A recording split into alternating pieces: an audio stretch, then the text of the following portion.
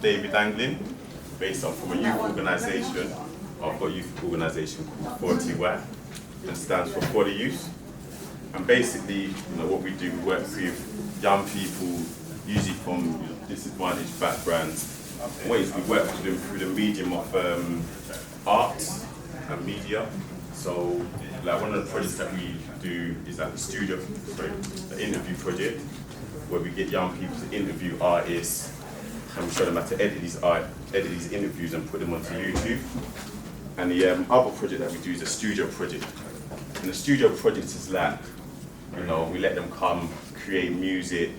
We use it as like a release from as a catharsis. So they're able to tell their story, through whether it's playing piano or whether it's spitting or rapping as they call it, or singing.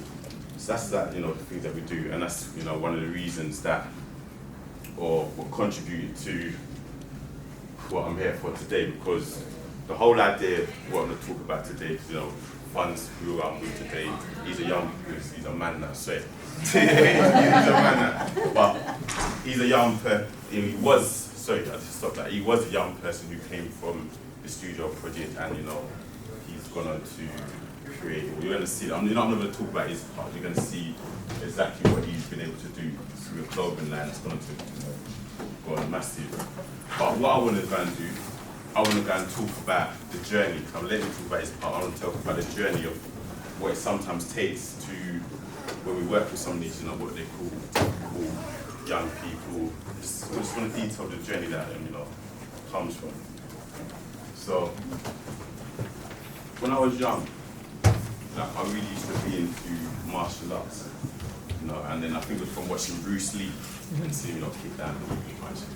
I was just interested in it. And so then from it, I went and started martial art training. And I remember my instructor at the time, my Grandmaster Codner, he always used to say this thing about, it's not just about punching up this one or kicking up this one. That when you're doing these things, it's about creating leaders. You're creating the next generation of leaders, of like planting a seed that can flourish, or plant a seed in a young person's mind or person's mind that can flourish into something you just don't know. And for some reason, that always just stood with me, always just stayed in my mind. And this is from like 20 years ago, but it just stayed in my mind.